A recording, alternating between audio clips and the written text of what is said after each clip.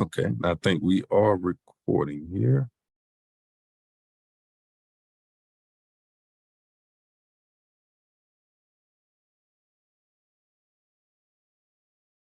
Yep, we should be good to go. Okay, we have a good schedule. One of our grantees will be presenting today on parity analysis. I'm very excited to see that presentation.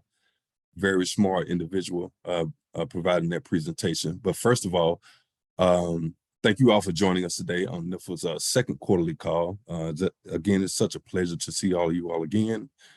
Like I said, we have some wonderful speakers today, and I want to start off just by introducing our new Civil Rights Director, Mr. Gray. Mr. Gray comes to us from the U.S. Army Corps of Engineers, where he was the regional EEO manager for the headquarters of Office of EEO there in Diversity and Inclusion. Mr. Gray has over 18 years of professional civil rights and EEO experience training, and has worked for Department of Veteran Affairs and multiple command levels within the Army Corps of Engineers. And I just want to go ahead and hand it over to Mr. Gray. He has a great leadership style. Hopefully, he talks about some of that.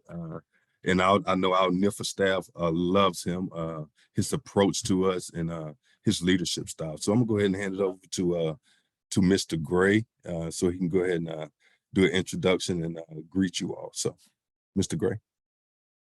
Hey, Terrence, thank you very much. I appreciate it. I think most of my EOS staff is on here, so thanks for everyone from my EOS staff that's on here. I appreciate everything that you do on a daily basis. For all the other parties that are on here, I would like to also thank you for participating in this. This is crucial for us to try and work together, to try and build upon what's been started, and to make it a better program. So, like Terrence was saying, apparently I'm getting older in my old age. So I did when I first created that, I think I missed some years there. So I was doing the math a moment ago, and I realized I've been doing EEO and civil rights for 24 years now. I was like, okay, so next year will be no, I'm sorry, 20 years. So yeah, next year will be 20 years for me. I did a stint in the military just a little bit, about 22 years.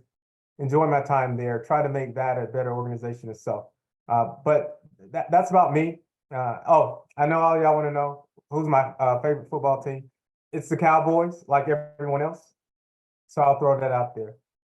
But moving on to our programs and why we're really here.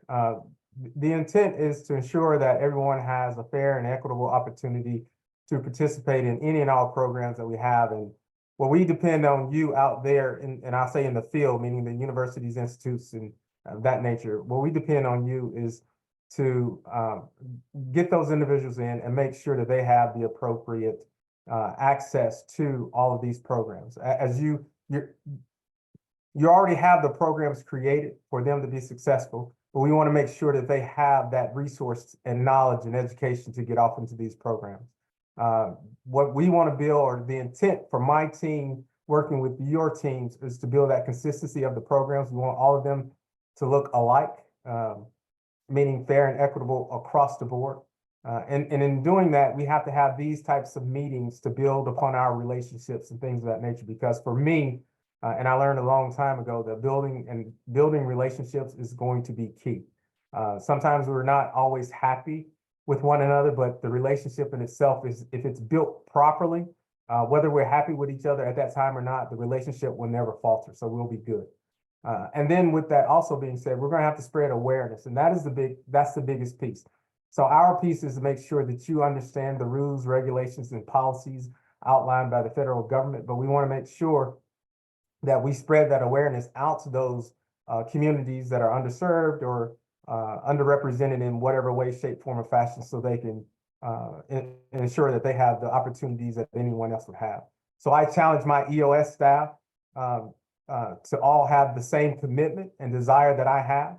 And with that commitment and desire, it goes directly to being technically sound and having the information and knowledge to provide that educational support to the universities and of that nature. So provide that support to them. So if they have questions about programs, and there should be questions, that we're able to provide you that support, that education, the information that you need so you can move forward, especially in these times that we're going through right now. But then I also challenge the institutes out there. I challenge you to make that commitment to the civil rights and helping and understanding the laws and executive orders in which we have to abide by. And those are our rules and our that we have to abide by. So I ask that you apply the information that we provide to you. And we need your buy-in. Overall, we need your buy-in because we can talk till we're blue in the face and we can ask you for certain things until we're blue in the face. But if you don't buy in, if you don't participate, if you don't support, it just makes all of our jobs a lot easier. And it all goes back to that relationship building. So everything came full circle back to building an appropriate relationship so we can move forward. With that being said, I don't know if you have any questions for me. If anyone does, I'll pause for any questions, but that's pretty much all that I have as of right now before we move into the next part of the presentation. So I'll give a couple of minutes or if you want to wait to the end, Terrence, I'll let you tell me what you prefer since it's your show. I'm following your lead. Yes, sir. I think we're gonna hold all questions to the end. So if you have questions, ensure you write them down or put them in the chat. We have an individual, Mr. Josh Galliotto, who will be monitoring those questions. And at the end of the presentation, and I'll give my little spiel on a few things. After that, then you'll be able to ask your questions. So absolutely. So I will be here standing by. Thanks, Terrence. I appreciate it. Yes, sir. Thank you. Next on the list, we have Dr. Eric Ishiwata from Colorado State University Extension, a great individual. Anytime we ask him for something, he's always willing to provide the information, provide the presentation, or whatever we ask of him. So today, I want to go ahead and let Mr. Ishiwata go ahead and provide his presentation on parity analysis from a grantee's perspective. So Dr. Ishiwata. Great. Thanks so much. Thanks, everybody, for making time. I'm Eric Ishiwata. So I was a professor in the Department of Ethnic Studies at Colorado State University. And more recently, I've come into Extension, first as a part-time faculty specialist on community engagement. And now it's full-time as the director of DEI. And I just want to call out that because I'm a tenured professor, it has given me some stability and leeway and job security that I know that not everybody has. And so I just want to recognize that maybe not everyone's in the same position to be able to push their organization or institution the way that those who do have tenure. But I do want to share what we've put together. And I was trying to think about why Terrence asked for CSU to share parity analysis, because we really are pretty new jumping into this. And I think there are three reasons why I think if I were in your seat, I would want to hear what we're going to talk about. So the first is we were absolutely caught flat-footed by a civil rights review. The previous civil rights review was in 2011, and that we received notification in January 2022 that we were going to have like 8 months to put our materials together. And at that point, there just had not been a lot of attention paid to civil rights and equal opportunity, specifically the NIFA requirements. And so it's no like discredit to my organization. Everybody was working their butts off. They are overworked and under-resourced, but we didn't have really directed or focused attention paid to the NIFA requirements. So we had to ramp up things really quickly. And in most respects, we were starting at zero. And there just wasn't a lot of organizational memory of how did we do things last time, since the previous one was way back in 2011. The second reason, which is we're still learning, and like we haven't figured everything out.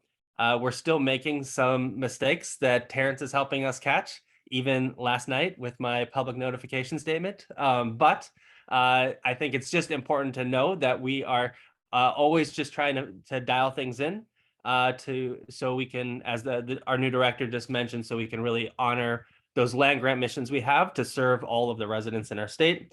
And then the last one is we had to be super creative, because the NIFA review came in after we had already set up our annual budgets. So there wasn't a pile of money really laying around that we could then pull in and start to create new systems, new language access systems. So we had to figure out how we can map out the resources that do exist, leverage those strengths to come up with some what I think are pretty creative solutions, but have had some results that show out in data. So with that, I'm going to jump into the presentation, and my plan is to cover the highlights and go rather quickly. But if you have, I think I'll let the conversation afterwards really drive where we want to focus in terms of getting more details or not. So as I mentioned last night, Terrence let me know that I had the short versions of these public notification statements, but we also want to keep in mind that when we're making presentations like this, that we're going to have the full versions as well. And so we have it in English and Spanish at Colorado State University with hyperlink and QR code for all those who want more information. But here's the overview. As I mentioned, I was appointed as a 50% extension specialist in community engagement back in January 2021. We received the notification in January 2022, which set off, if I can just be honest, it set off a lot of panic because everybody within CSU Extension knew that that it was serious. We also knew that that we were just not fully prepared for it, and that we were going to have to rally our entire staff together to try to put things in place so we were meeting those minimum requirements, but also fulfilling the goals and missions that our organization, our university has. So we started from zero, and the real game changer, I think, and I want to emphasize for people that are in a similar job as mine, is that we received tremendous help from NIFA's EO team throughout the process. Whenever we had questions, we could email them and they would reply within a day. They would oftentimes give us, say, hey, let's just talk this out on the phone and figure this out. And so I'm going to mention this a couple of times throughout the talk. I think within my organization, they view NIFA civil rights as like the auditor, right? The IRS is coming to audit and they're going to try to find all the skeletons in the closet. But that couldn't be different from the case in my experience, because I think every time we had interactions with Shabnam or Terrence or Lydia, that they really were partners, and they said, hey, let's just kind of get back to the facts, let's make it black and white and figure out how we can come up with some creative solutions. And so I don't have a lot of problems with my organization feeling like they're under scrutiny and there's a lot of urgency to change. Like, that was pretty productive. But from our position in our roles, I don't think there's anything to be afraid of from the NIFA EO team. And then also, since I saw Anna Lou, we got great help from Oregon State University and also Wisconsin Extension, both of those extension programs around just, hey, can you show us how did you do your language access plan, or what did you do here for reasonable accommodation? And I do think, because it was so valuable for us, I do think there's an opportunity for all of us on this call as peers to do a little bit more collaboration and make sure that not each one of us is reinventing the wheel, but we're kind of building from strengths. And so thanks to Oregon State University Extension and Wisconsin Extension as well. Just to give you a framework, CSU Extension, we cover every county in the state. That's 64 counties. We have over 400 staff that are split between those that are 100% university staff. Some are 100% county staff. And we do have some folks that are 50% CSU and 50% counties. And I am going to call out the 64 counties here because we did, when it came to our data analysis for participant parity, we did have a need at Colorado State to dive into it at the county level, because we just knew that we were not getting all the information we needed to make the right decisions if we couldn't disaggregate the statewide numbers into a county by county basis. But I do recognize that some of you are from much larger states with over 200 counties, and that might not be possible. So I don't want you to feel like everybody needs to do county level analysis, but I think it is about right sizing the analysis as long as it's meeting those requirements coming out of NIFA. And then when I before I took this position, I had a small number of CSU extension staff reach out to me, and they really warned me against it. They said, look, we are a rather stubborn organization.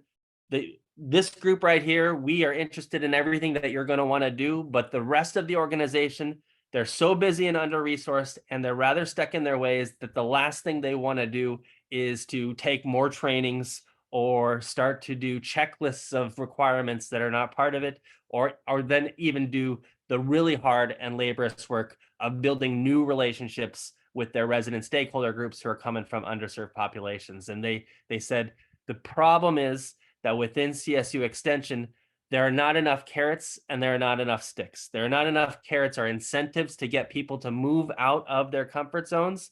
And there's no stick or no sense of urgency or repercussions for people who are not willing to cooperate.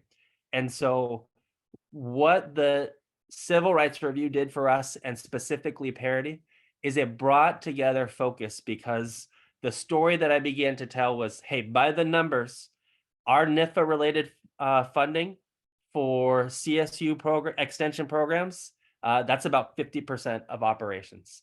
And that they are telling us very clearly, in order to remain eligible for continued funding, we have to demonstrate that we have compliance over these minimum criteria for civil rights and equal opportunity. And that was a story that made a lot of sense to my staff, to all 400 staff, that even those folks who would be reluctant to jump into a DEI training, all of a sudden they were like, hey, what can we do to help with the Civil Rights Review? Because they wanted to make sure that they were going to be able to continue to do their jobs, serve their communities at the same levels. And then I think with a little bit of peer pressure, nobody wanted to be that one office or that one program that dragged the whole organization down. And so I think, looking back to the ways in which we messaged it back in 2002, we might have overplayed our hand a bit on how likely it would be that NIFA would yank their funding if we were not hitting these minimum requirements slightly. But it is a fact that it is a true privilege to be a recipient of USDA funds. And they're telling us straight up that in order to remain eligible for those funds, they need to see attention paid to these 9 areas, and Parity is one of them. So we did an initial analysis of our data, from our participant data from 2019 to 2022, and it was quite shocking because we found that no program and no county in CSU Extension met the minimum requirements for either participant advisory or participant parity or advisory board or committee parity. So it was a wake-up call, but it was also a call to action. And so we've done 2 years of intense work and creative solutions that have led to significant organizational growth, which is more than data, but it's definitely proven out in the data. So let's just make sure everyone's on the same page, because this is something that, again, I had to learn from zero 3 years ago. When we're talking about REG or REG data, that's race, ethnicity, and gender as defined by the USDA AD 2106 form that lists out the categories just like this. These are dictated, I think, by the Office of Management and Budget that oversees the US Census. We're just going to use those same categories. They might not be a perfect fit for all the communities that we work with, but this is the criteria. And I do want to call attention to the highlighted words there, that on all of these forms, we need to make sure that participants or their guardians are self-identifying their race, ethnicity, and gender. This is not something that our staff can do. It's not something we can do. Just look at the room and say, oh, we've got 12 folks who are Asian American. Let's just check off Asian. That it is it's imperative that these are self-identified. I do have an asterisk here around that number 3, gender, and because that USDA 802106 form, it only lists 2 options for gender, male or female, but NIFA's most recent guidelines list 3. And so it offers male, female, and other are unidentified. And so for CSU Extension, we just followed that suit because it made the most sense to us and seemed more inclusive. So that's how we're doing. And then it's worth saying here as well, that when you have programs that are collecting this reg data, data collection needs to be individualized. It can't just be a sign-up sheet that every participant can see. We want to maintain that there's confidentiality. And then once you've collected all of those individualized forms or electronic documents, we want to make sure that that data is stored securely, because this is private information. There's a lot of material out there if you find yourself at the beginning of a civil rights review, and some of it is up to date, some is not. I found that this OEO and Office of Equal Opportunity and Civil Rights facts form, this had the most clarity and brought answers to the questions that had the most confusion. So it has the hyperlink up here. We can share this presentation later, but I would use this document as the first stop if you're trying to sort out what do these different categories or what are the different definitions. So when we talk about parity, this is coming straight from that FAQ page, is parity is that each REG group's representation in the eligible group should be reflected within 80% of those who benefit from a program. And then what it's going to compare that 80% is based upon what was captured by the US Census. And so it's saying right here that if in your state or if in this program's county that you have 26% of the residents identifying as Hispanic or Latino, that means as a minimum requirement, your programs need to have 21% or more of the participants self-identifying as Hispanic or Latino. And then the next one is, this one is still confusing because when it comes to that civil rights review, NIFA is really interested in our statewide aggregate numbers. So for the statewide programs, you want to compile all of your REG data, put it in the different program categories that NIFA calls out, and then compare it to the state level census data. But this document also says that for programs that are county specific, use the county level census data as well. And so I'm not sure how you folks are going to work that out. If you have confusions, I would again encourage you to talk to our partners at NIFA. But for us, we had to do both state level census data as well as county level. And so I didn't find that this official answer up here from the FAQ page was really understandable to a lot of my staff as we were doing trainings trying to get folks up to speed. So this is how I presented it to my staff, that advisory boards and committees and participants in education-based program must reflect 80% or more of the REG diversity in your service area as captured by the US Census to meet the minimum requirements needed for USDA NIFA funding. And that this was something that was very straightforward, and it was something that my staff was able to really, I think, digest and carry with them as we move forward. The other thing I would add here is that I think in many places in the written materials that you'll find online, it's going to refer you to use the 2020 US Census data. But we did at CSU, we received recent guidance from NIFA saying to draw from the most recent census data available. And so out of the US Census website, there is a subpage that's called Quick Facts. And these pages have some 2023 updates to the 2020 census. So I would encourage you to kind of look, first things first, ask whoever you're working with at NIFA, do you want the 2020 census or do you want the most recent? And if they do say they want the most recent, you're going to find the updates on this census.gov/quickfacts. So this is another point of contention and confusion with my staff, because when it comes to participant parity analysis, we're only going to be focusing, or we're only going to be reporting on education-based programs rather than outreach programs. And so off of that FAQ page, it says the main distinction between program activities and outreach activities is the purpose and the nature of the activity. The purpose of a program activity is to provide an educational benefit to participants. The purpose of an outreach activity is to raise awareness of or increase participation in program activities. Outreach activities can be thought of as marketing and advertising efforts in which it would be difficult or impossible to track contacts. Program activities generally involved a closed or set group of people. Now, this definition didn't work for my staff. And they were starting to say, well, what about farmers markets? And we were like, well, I think that's outreach. And then, well, what if I'm educating at the table of the farmers markets? Are you saying that that's not educational? And so we went back and forth with NIFA, and we were able to come up with this criteria, which works for us. That for CSU Extension, when we're talking about education-based programming, it has a fixed instructor or instructors, that if it's meeting for multiple sessions, it's going to be the same instructor across each of those sessions. That it also has a fixed group of recurring students, whether it's 12 students in a 4-H club, or if it's 20 students in a Cooking Matters class, that group of students more or less is going to be the same and meet for multiple sessions. By multiple sessions, we think it's usually 6 to 10 is what counts. We're saying if there are 5 or more classes, then that's going to be qualified.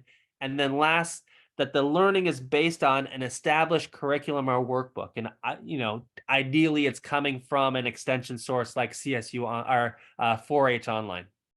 And so if it's a yes to each of these 4 criteria, we're defining it at CSU Extension as being education-based, and we're capturing that in our participant parity analysis. The challenges that we had were many. So first is because we had not had consistent focus on USDA's requirements for data collection, that when we dug back for the last 3 years of data, we found very inconsistent or inaccurate reporting practices. And that some counties that we knew were meeting or even exceeding their parity thresholds, they were showing up as zeros. And then we also had a rural county in southeast Colorado that has like a population of 8,000. And for 2020, they recorded they had 9,000 Native Hawaiian or Pacific Islander participants in their programs, which is just impossible. And it just let us know that in order for us to move forward accurately, we had to get organizational alignment around data collection practices. Second was, I think many of you are going to find this as well. We need participant REG data to demonstrate that we're doing the work to remain eligible for NIFA funding.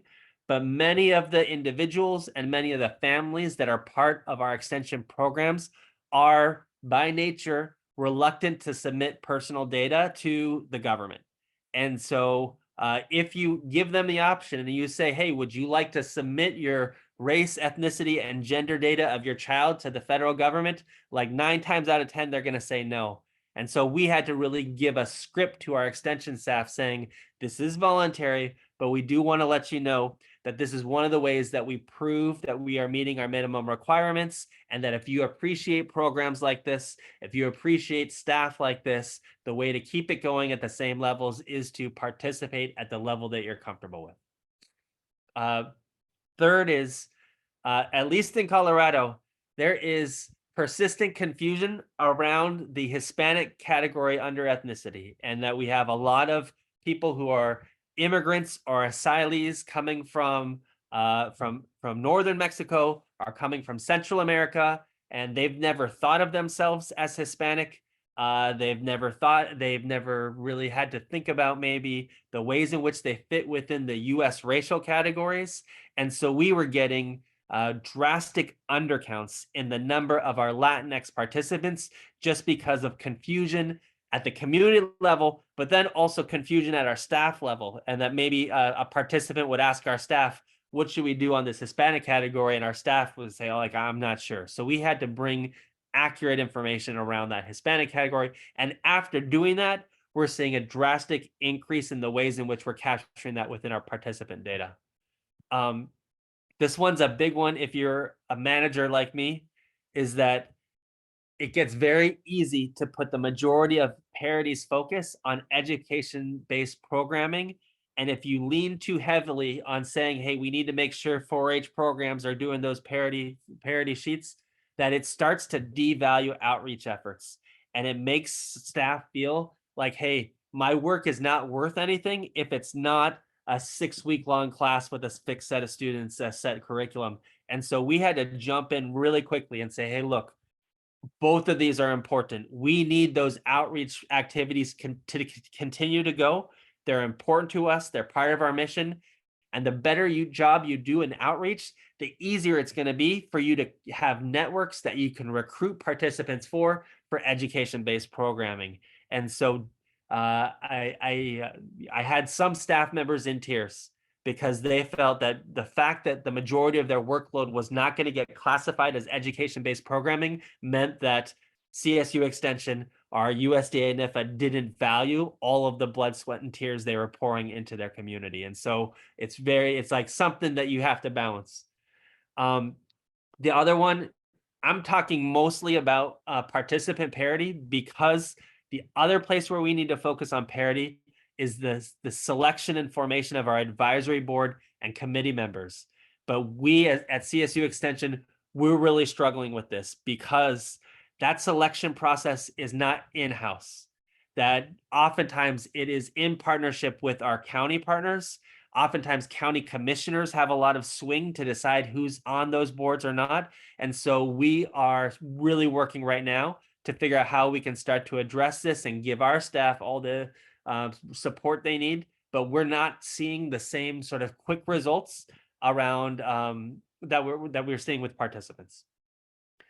And then again, a lot of emotion came around our civil rights review, and that the talk about parity stoked concern or anxiety from staff because, one, we're asking them to move outside of their comfort zones. That I told you that none of our counties or programs met their parity requirements. That meant that the status quo wasn't sufficient and that they were going to have to grow, whether that's participant recruitment, building new partnerships, data management practices, but they were going to have to get outside of their day in, day out, the ways in which they've been comfortable operating for years. Also, we had some individuals that said, I just don't want to be the one who screws things up for the entire extension program. And so we had to just emphasize to them, this is a team effort. We're all in this together. There's not a single individual or a single office that's going to drag us down, but we want to find ways that we can direct resources and support in those folks who are struggling so we can be as strong as possible across the board. And then, as I mentioned earlier, there was just a lot of fears or worries that this shift towards capturing parity data was going to mean that the majority of the work that they're doing is not captured in their annual reviews, because you can't capture those conversations with parents in data.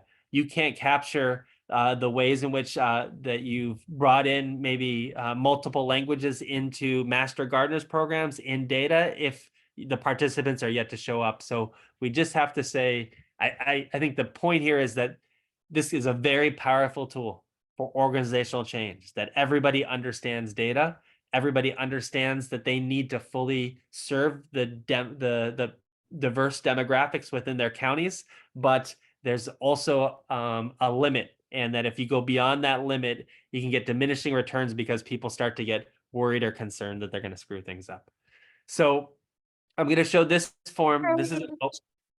This one's important for us because this is what's required in your civil rights review for NIFA. And so we struggled with this the first time that we turned it in. It didn't exactly line up, that we don't organize our programs in these same tabs along the bottom that NIFA is asking for around garden, agriculture, and natural resources. We categorize our outputs differently. So we had to start to figure out how we can compile that and I think re-aggregate it in some ways. So it made sense for this form. This is what's submitted, and NIFA has very clear reasons why they want to see the data coming in that form. We, as an organization, didn't find that sheet to be the most helpful because we really wanted to break things down by the programs that we have. And we wanted to know if we're looking at by year, we want to look at 2021, and we're going to look at 4-H youth. we want to be able to come over to this right column and just see, are we hitting parity for Asians? Well, no, we're under parity, that we need to be 80% and we're at 46%. For Black and African Americans, we're not there yet. We're at 51%. We need 80%. So by breaking it down this way, and this is organized using Power BI, this gives us an interactive, fairly nimble and updatable way of bringing fine-tuned assessments of how we're doing in our statewide outreach based upon our number of participants, the demographics, the census targets, where we're at in terms of percentages, and then just in black and white, are we hitting parity or not for each of these important RAG groups. Then it still wasn't helpful, because I don't know about your states, but the state of Colorado packs its diversity in different ways, and that there are some counties that truly are like over 95% white, and then we have other counties that are very easily close to 60% Hispanic or Latino. And so we had to break things down by county, and also not just county, by the programs. And so we're looking here at a county-based program, and now I'm able to use this type of data and say, okay, well, that for 4-H in Prowers County, that we're now hitting parity when it comes to Black or African Americans, Hispanic and Latino, Native and Pacific Islanders, and women. But there's work to do, where even though we have increases for American Indian or Alaska Native and Asian, that we're still not quite there in the green. So this then gives me a fairly updated way to look and figure out who I'm going to call up those 4-H staff and say, hey, what can we do to start to make connections to some of these underserved communities? Are there people in our nonprofit circles, people at the school district that we can reach out to? But this has been the most useful tool for me to figure out how to direct resources and support. So sitting in 2022, it was clear that every program in every county needed extra attention in order to increase the diversity of their participant demographics. Fortunately, the Board of Governors for Colorado State University at the same time allocated $8.5 million to CSU Extension, specifically to increase opportunities for rural Coloradoans in the categories of education, health, civic engagement, and economic development. That lines up beautifully with the exact programs that we were trying to grow when it comes to our outreach to underserved rural Coloradoans. And so I was able to propose this Project Jumpstart, which is for those counties that looked me in the eye and said, I don't know where our Latinx communities are. We've never had a single African-American participant in our program, and we don't know where to start. This Jumpstart was a me to get really focused resources and support, and then plug it straight into those counties with the largest parity disparities. So again, we use the county level data parity analysis to identify what are the 10 counties in the state that are in the most need of support. And then after that, we conducted another thing that NIFA loves. We did a barrier analysis in each of these counties with focus groups of underserved populations. And the findings were nothing that's going to be surprising to you folks on the call, because we know this all the time. But the findings were, they wanted, for our Spanish-speaking residents, they wanted programming delivered entirely in Spanish rather than being consecutively or even simultaneously interpreted from English.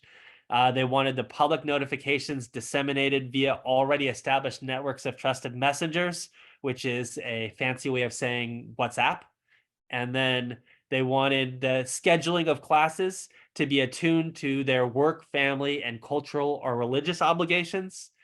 They wanted classes offered in locations deemed safe and inclusive. And that one thing that my staff wasn't thinking is, oh, we get a free classroom at the police department. Well, that's not always going to be the most welcoming space if you are dealing with participants who maybe have insecure immigration statuses. So we had to really then ask the community, well, if the police department room is not going to work, where else in the community would? And then last, they were asking that the topics of our programming be aligned with their core interests. And lo and behold, everything they want is what Extension does. They wanted mental wellness, information, nutrition, empowerment around civic engagement, financial literacy courses, ESL, and then pathways to higher ed or vocational opportunities for youth. So that was like right in our wheelhouse. This last one was the tough one, though. They said that if they had their preference, they wanted instructors who are drawn from their own communities with native Spanish speaking and lived experiences within the culture.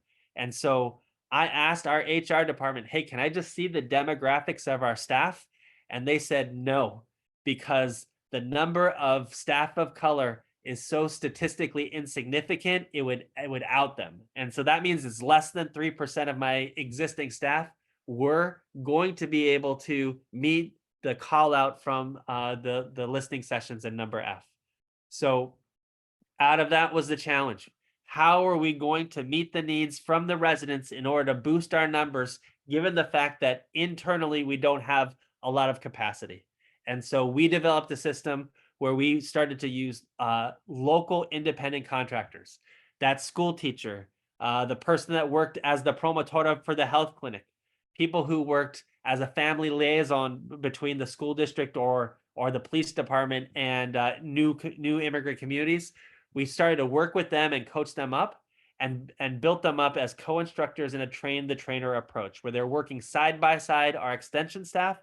This allows us to meet the requests of the community at relatively low cost. For a 10-week class, these independent contracts were running us about $2,000 to $3,000. But out of that, it gives us a quick way to start to stand up aging mastery classes in Spanish, which if we had to wait until we hired staff and had fundings to make these new hires, we could be looking at a process that's 5 or 6 years out. But instead, by using this independent contractor model, we were able to get programs up and running within 3 months. The second was we did strategic investments in those programs that were proven, ones that we knew were winners and that were bringing new people in our programs, and that at the end of the class, they were asking, like, what else do you have? Or what do you have for our kids? What else can Extension do for us? So we kind of just have 3 pillars. One is aging mastery. We've done this primarily in Spanish, but we've also done it with our East African communities that are coming out of refugee experiences, offering that in 5 different languages, and then also with our native and tribal communities in the southwest corner. We also push in for 4-H. And that initially I thought, hey, we're just going to take this national program, Juntos 4-H, and just plug it into each of these counties. It's a great program, but on the ground level, we were getting feedback from staff saying, look, it's not a perfect match. Can we borrow some of those principles, but then really make it tailor-made for the local context? We're like, that's fine. Here are funds to do something, as long as it's 4-H and it's bringing in underserved participants into 4-H. And then the last was some culturally responsive horticulture. And this is a great one, as we're at particularly this time of year.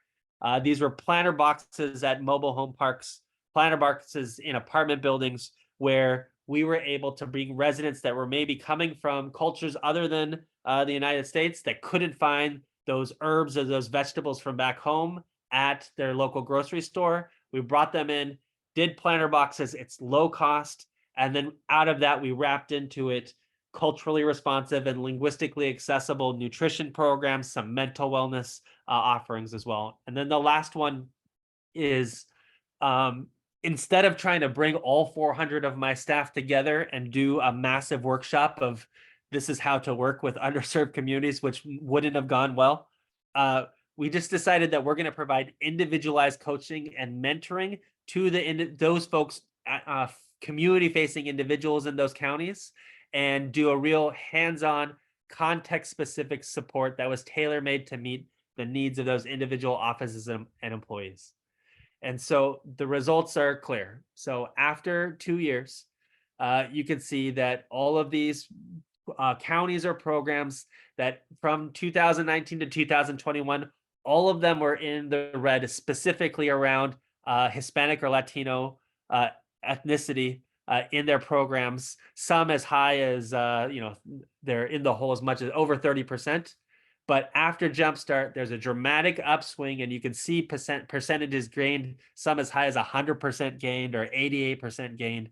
And what I love about it is these staff members who back in 2022 said, we don't even know where the Latinx community is, they're now saying, look, the biggest problem we have is we don't have enough space in our rooms because the community is flooding these classes. Like, we've proven the trust, we've proven the value, and now we just need, like, they're asking for more, and our staff is loving it. And they're also now taking Spanish classes specifically geared for extension staff to just help them with day-to-day communication.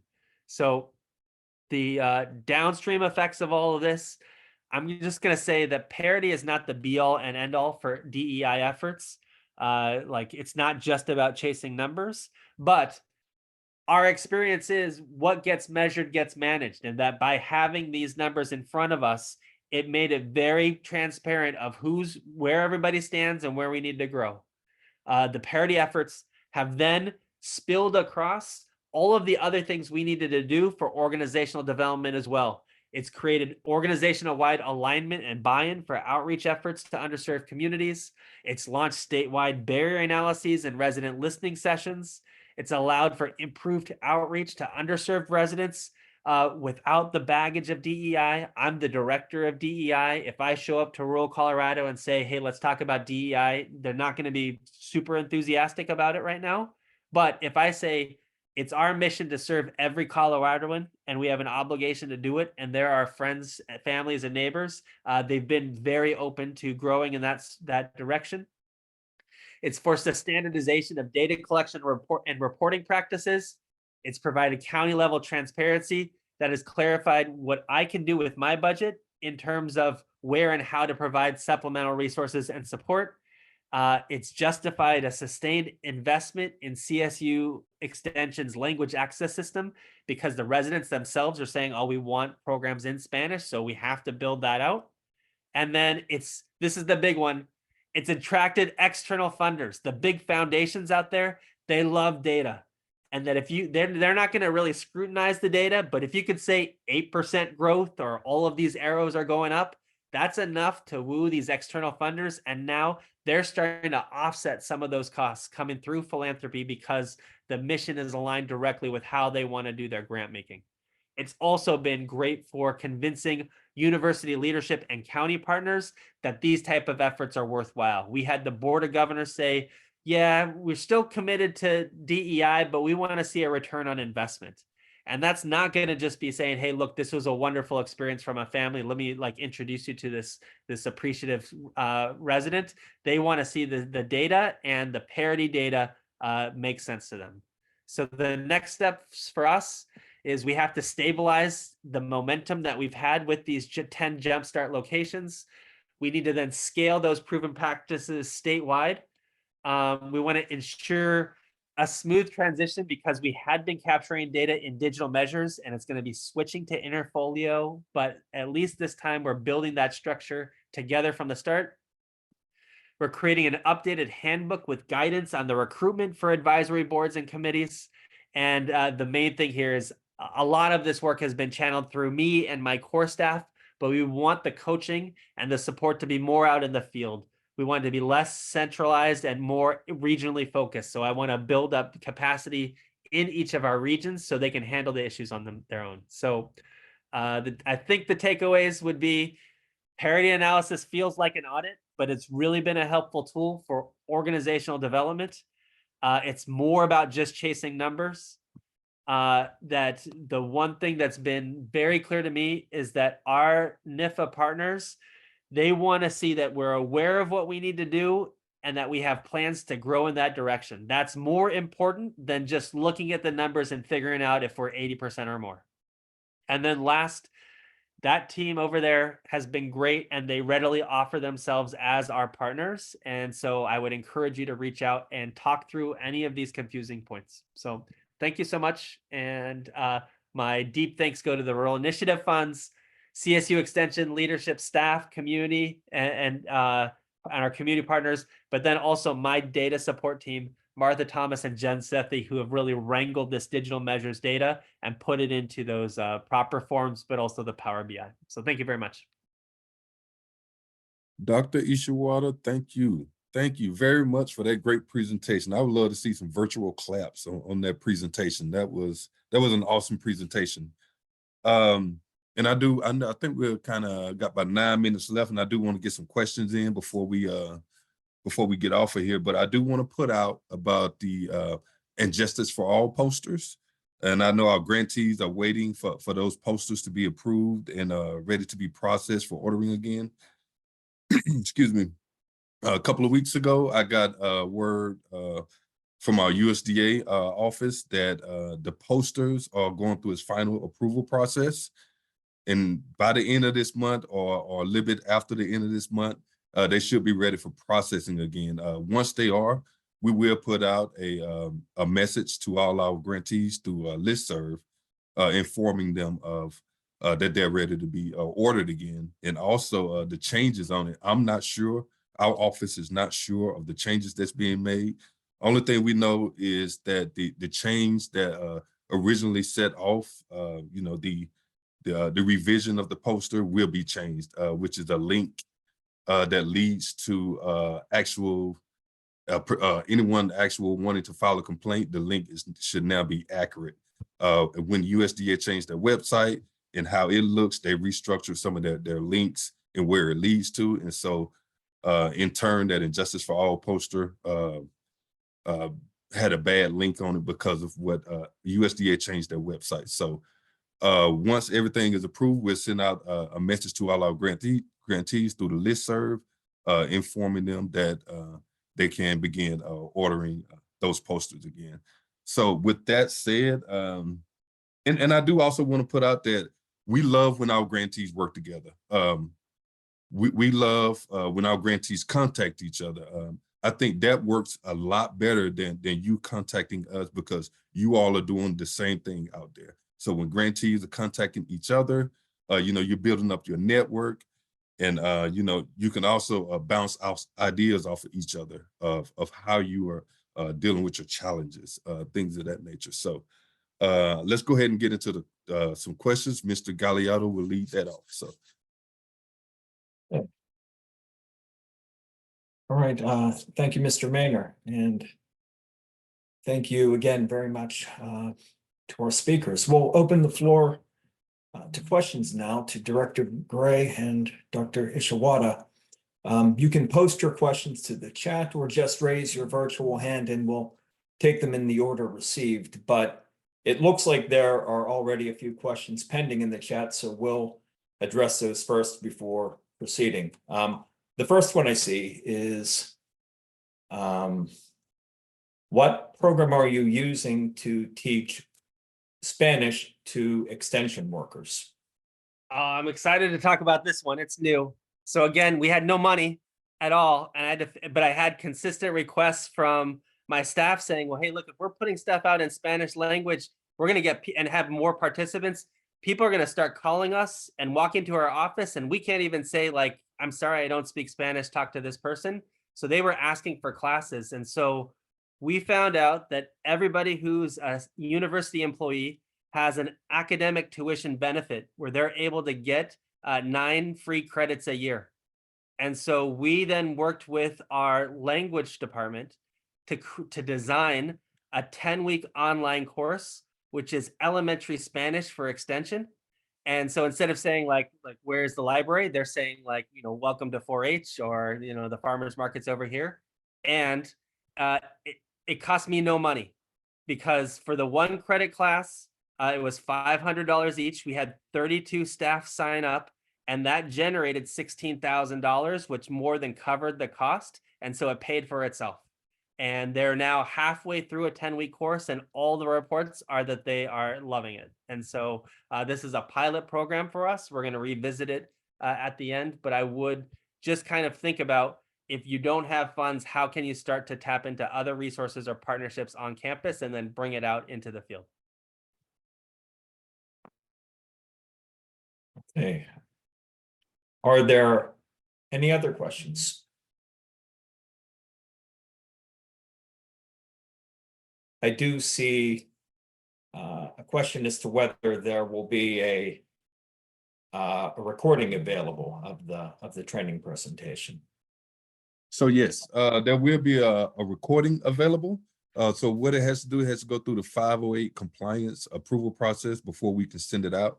So before I send it out to everyone in the listserv, we'll have to take it through that 508 compliance approval process before we send it out. So give us about a week, and we'll get that sent out, or sooner. We'll get that sent out to all our grantees.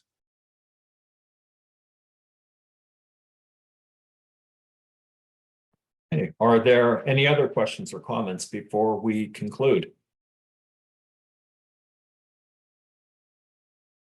Okay, then, Looks let like me. Analu. I have Analu has one. her hand up. Thank you. Thank you, Eric. Well, I love this presentation and how you transformed your organization based on the review. My question is in regards to the mandatory civil rights training for all extension volunteers. And how long is your training? We have had 2 versions, and once we got the complaint that it was too short and they needed more. Then we got the complaint that it was too long and we needed to shorten it. So how long is it, and how often do you ask your statewide employees to take it? How do you administer it, and if it's bilingual or Thank you. trilingual, or in how many Yeah. languages? Yep, thank you. So I'm going to give you the answer for CSU Extension, but then I'm going to defer to NIFA if they have other recommendations. But for us, I didn't want to, but I ended up filming a 45-minute video that then we put into an online class to track to see if everybody is watching it. And then it has very short questions at the end to have engagement. But we knew the video wasn't going to be sufficient. So then we matched that up with Zoom facilitated conversations. And so we asked everybody in our organization to sign up. We ended up having over 20 groups of 22 in each cohort. And out of that, we had trained facilitators that I worked with go through those same materials where people could ask questions. So we had, on the one hand, kind of just a click and play video, but then another thing that was more interactive and engaged that would help drive the information home. And so because we know that we are starting from behind, that we don't have organization-wide understanding of these, we're doing it every year. We're doing it every year right now. And then the other thing is I'm going out to each region, and we have regional meetings, and that in each region I have an hour and a half this year to go over the same material and then do Q&A sessions. So we kind of have two tracks going right now. I think maybe if it starts to become common knowledge throughout the organization, we can start to think about maybe something that's every other year or every 3 years. But because it's still so new, we're doing it multiple times a year, or twice a year, every year. And then for language access around the trainings, we don't currently have anybody who does not have English proficiency who's part of our staff. Same goes for volunteers. So at this point, we're not offering any languages other than English. But if we get in that position and we have requests, we now have a language access system with the budget to provide interpretation or design the module in other languages as well. Okay, I saw a couple more questions. Mr. Maynor, I think going to the topic you were just discussing, there was a question as to whether the non-discrimination clause is changing on the Injustice for All poster. No, the actual statement will not change. As far as I know, it will not change. We haven't got any word of our non-discrimination statement changing. So as far as that, the non-discrimination statement will still be the same.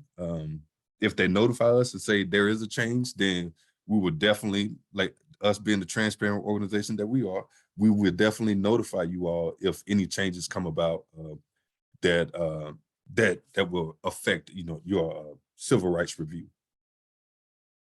And for Dr. Ishiwata, there was a question concerning whether any of the templates for the formulas that you displayed today that track parity, if they can be shared.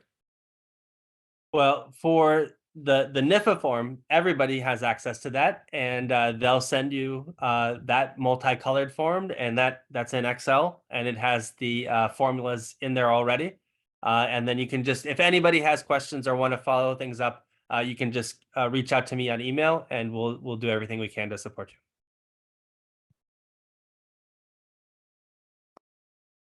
Okay, if there are no more questions, I'll turn it back over to Mr. Maynard to wrap up. Yes, sir. Yes, sir. Thank you, Mr. Galliotto. Dr. Ishiwata, if you don't mind, is there any way you could blast your email out into a chat, if that's okay with you? You may not want to. I know I email you a lot, so. Yeah, I'm doing it right now. 1 second. Okay. Okay. Yes, sir. Yeah, and I think that is about it. I'm gonna give time for everyone to see the email, give everyone time to write it down. Also with the civil rights training, I just want to expound on that. The length of it, I mean, at minimum, we want to see the civil rights training cover, the civil rights laws, correct? At a maximum, what we want to see with the laws is how it's incorporated into your programs, the prohibited acts.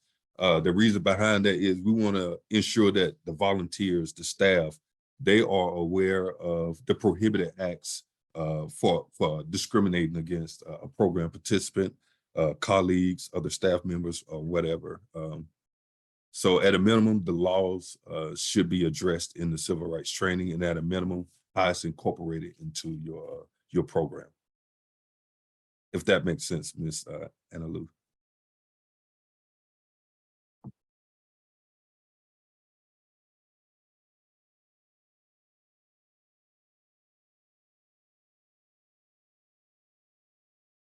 And were you able to send that out, Dr. Ishiwata? I think it's in the chat. Okay, awesome. Well, all right then. Like I said, the recorded version, once it's approved, I will release it and send it out to our listserv. So everyone in this this group should be able to see the recording. Thank you all. Thank you all for joining us today, Dr. Ishiwata. It was a great pleasure to hear you speak again. Thank you for giving that great presentation. And we will see all of you again on our next quarterly call. Thank you all.